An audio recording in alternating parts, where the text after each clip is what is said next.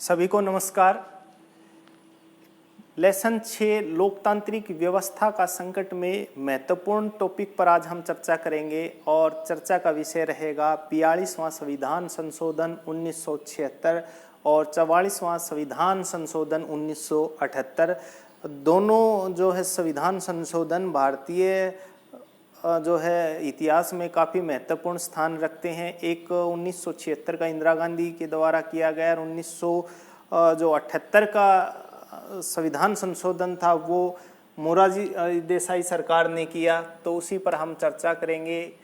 42वां संविधान संशोधन 1976 में किया गया और इंदिरा गांधी सरकार ने किया और 42वां संविधान संशोधन को जो है सबसे अधिक विवादास्पद जो है संशोधन मानते हैं, विवाद वाला संविधान संशोधन मानते हैं और बहुत ज़्यादा अमेंडमेंट इसमें हुआ और इसी कारण इसको मिनी संविधान के नाम से भी जानते हैं। और इस संविधान संशोधन में कुछ जो धाराएं थी 3 जनवरी 1977 और बाकी को जो है 1 अप्रैल 1977 को लागू कर दिया गया था। कहने का अर्थ ये है कि 42वां संविधान संशोधन 1976 में किया गया और अधिक अमेंडमेंट होने के कारण इसको जो है मिनी संविधान के नाम से भी जाना जाता था। और उस समय जो ये अमेंडमेंट किया गया तो उस समय इंदिरा गांधी जी की सरकार थी और इसमें जो प्रावधान किए गए उस पर हम चर्चा करेंगे कि पहला जो प्रावधान किया गया महत्वपूर्ण कि लोकसभा का कार्यकाल 5 वर्ष से बढ़ा करके 6 वर्ष कर दिया गया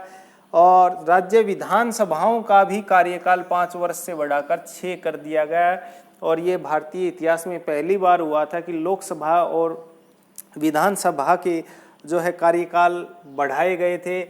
साथ ही विधानसभा की प्रस्तावना में 3 शब्द जोड़े, समाजवाद, धर्मनिरपेक्षता और अखंडता। बहुत बार शॉर्ट क्वेश्चन में आता है कि भारतीय जो संविधान की प्रस्तावना है वो प्रस्तावना में कितनी बार संशोधन हुआ, तो केवल 1 बार संशोधन हुआ। कब हुआ, तो 1976 में हुआ। किस संविधान संशोधन से हुआ, तो 42वें संविधान संशोधन के माध्यम से हुआ। 3 नए शब्द जोड़े गए, तो कहाँ जोड़े गए, तो वो प्रस्तावना में जोड़े गए। और राष्ट्रपति और प्रधानमंत्री चुनाव को जो है न्यायालय में चुनौती नहीं दी जा सकती, ये सबसे महत्वपूर्ण भाग था इसका। और इसका यहाँ जोड़ने का मकसद यही था कि इससे पहले आपातकाल के दौरान इंदिरा गांधी के चुनाव को जो न्यायालय में चुनौती दी गई थी, तो भविष्य में ऐसा ना हो इसके लिए जो है प्रधानमंत्री और राष्ट्रपति चुनाव को न्यायालय से दूर रखा गया। लेकिन वर्तमान में जो है प्रधानमंत्री और राष्ट्रपति के चुनाव को न्यायालय में हम चुनौती दे सकते हैं सुप्रीम कोर्ट में। और भारत के संविधान के भाग 4 और 51A में जो है मौलिक कर्तव्यों को जोड़ा गया 1976 में। जिस समय मौलिक कर्तव्यों को जोड़ा गया था उस समय 10 मौलिक कर्तव्य थे और वर्तमान में 11 मौलिक कर्तव्य संविधान में है। साथ ही शिक्षा, जंगल जंगली जीवन, रक्षा, नापतोल यंत्र और न्यायिक प्रशासन राज्य सूची से हटाकर उनको समवर्ती सूची में डाल दिया गया। अर्थात जो राज्य के विषय थे अब समवर्ती सूची में डाल दिया गया कि उन पे कानून बनाने का अधिकार राज्य के साथ साथ केंद्र को भी मिल गया। साथ में हम बात करेंगे जो है 44वें संविधान संशोधन 1978 पे और 44वां संविधान संशोधन 1978 जनता पार्टी सरकार के द्वारा मोरारजी देसाई जिस समय प्रधानमंत्री थी उस समय किया गया। और उसके जो प्रावधान किए गए सबसे महत्वपूर्ण है वो ये है कि देश में आपातकाल की आंतरिक गड़बड़ी और अशांति की आशंका के आधार पर जो है नहीं लगाया जाएगा, बल्कि युद्ध, बाहरी आक्रमण और सशस्त्र विद्रोह होने पर ही लगाया जाएगा। और सबसे महत्वपूर्ण यही इसमें पहलू था कि भाई जो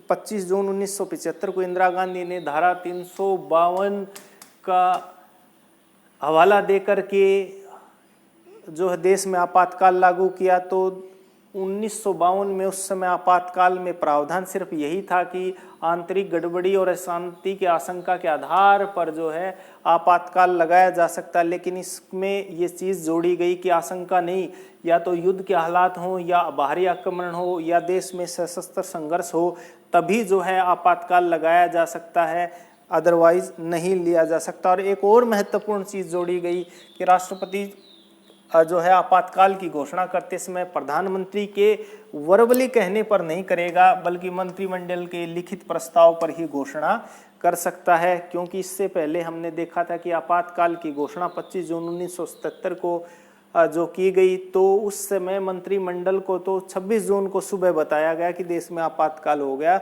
इंदिरा गांधी के मौखिक कहने पर फखरुद्दीन अली अहमद ने जो है आपातकाल की घोषणा कर दी थी।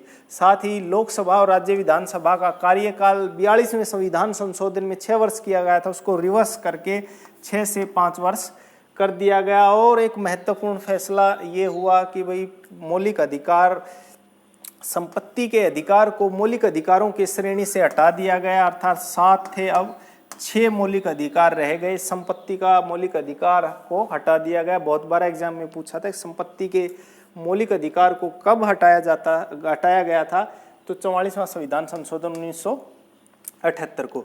साथ ही राष्ट्रपति, राष्ट्रपति प्रधानमंत्री के चुनाव को भी न्यायालय में चुनौती दी जा सकती है। आपातकाल को भी जो है न्यायालय में चुनौती दी जा सकती, क्या सही तरीके से लगाया गया, नियमों का पालन किया गया या नहीं।